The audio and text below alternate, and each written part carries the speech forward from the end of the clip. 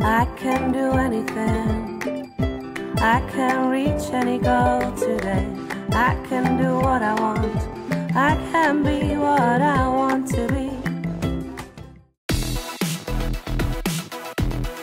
G'day folks and welcome to the Round 16 24/7 team selection. I'm Shane McInnes. Andrew McKay is here with me, and Macca. The Fremantle Dockers at Perth. It doesn't get much more difficult than that, but probably not a bad time to be taking on the Dockers. They're just struggling a little bit, or am I reading a little bit too much into it? Might be reading a little bit too much into it. They played a very competitive Hawthorn team last week and went down by 10 goals, so they'll be breathing fire this week, but so it'll be a hell of a challenge for us.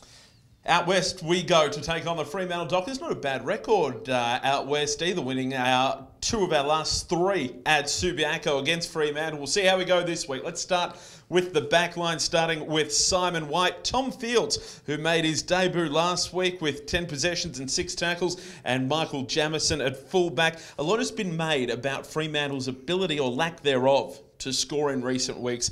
Macca, obviously our back line looking to restrict that again this week. Yeah, absolutely. It's we've had a reasonably strong back line the last few weeks. Good to see Tom Fields in the team. He's got another opportunity this week, which is fantastic, coming off the rookie list. Michael Jamison obviously got concussed last week, but he has passed all the tests and ready to go. So hopefully we can be one of those teams to restrict Freo again in the back line. Yeah, the likes of Matthew Pavlich, Hayden Ballantyne, all just struggling with a little bit of form at this point in time. We go into the halfbacks now to take on the Fremantle Dockers.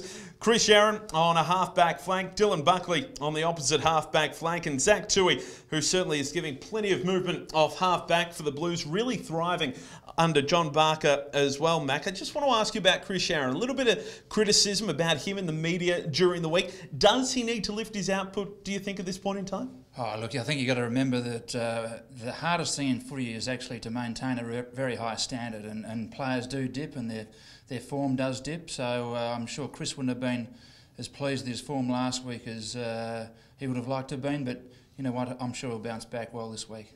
Big game against the Fremantle Dockers. Let's go into the midfield. Coming up against the likes of Nat Fyfe, David Mundy and Lachie Neale. It's never going to be easy, but we start with Cade Simpson, 22 touches last week. Good to see Sam Doherty back into the side. And Andrew Carazzo, for a veteran, one would have thought maybe he'd spent all his petrol tickets earlier in the season, Macca, but he just continues to give. He's like the Energizer Bunny at the moment. Yeah, that's right, as long as he's the Energizer Bunny on Saturday night. But yeah, he's got some good form going at the moment, Andy Carazzo, so we'll be looking forward to him continuing down that merry path on Saturday night. The remainder of our midfield to take on Fremantle, Patrick Cripps, our most prolific tackler so far this season, really says something about his skills. Matthew Cruiser in the ruck, and Mark Murphy averaging 26 possessions a game this season is the skipper. Just on Matty Cruiser, Cameron Wood has been dropped for this week. Just on form, just needs a week or two with the Northern Blues. Yeah, he's a bit out of form at the moment, Cameron, and I think we need to remember that he hasn't shouldered the ruck for this long since he's been at Carlton. So he's had a hell of a workload waiting for Matthew to come back, and Robbie Warnock's obviously got that shoulder injury as well.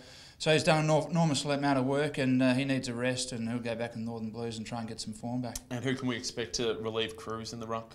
Certainly got the forwards. I mean, probably worthwhile talking about the forwards first, but certainly people like Levi Casbolt, Sam Rose back in the team, so he'll help Cruz out. But those that have been watching Matthew Cruiser the last few weeks, he's growing, isn't he? And he's getting back to the old Matthew Cruiser of old. He is, which is good given he takes on Aaron Sandilands this week. Right, exactly. Let's go into the half forwards now. Ed Kerno on a half forward flank. Andreas Everett, maybe a little bit quiet by his standards last week, and Tom Bell as well. I reckon for our half forwards, one of the biggest tasks is going to be Alex Pearce, who has filled a role defensively for the Fremantle Dockers. Outstanding last week against the Hawks. He's probably going to be the one that our forwards have to watch out for. Yeah, he'll have to watch out for him, definitely. I mean, I'm hoping he actually has to watch out for a couple of our half forwards as well. So we've got to get that balance right between defence and attack. Certainly when they've got the ball in our forward line, we really need to use our defensive skills to lock it in there as much as possible. But then, obviously, when we've got it, let's attack. Let's go into the full forward line now, starting with Levi Casbolt, as Macca mentioned.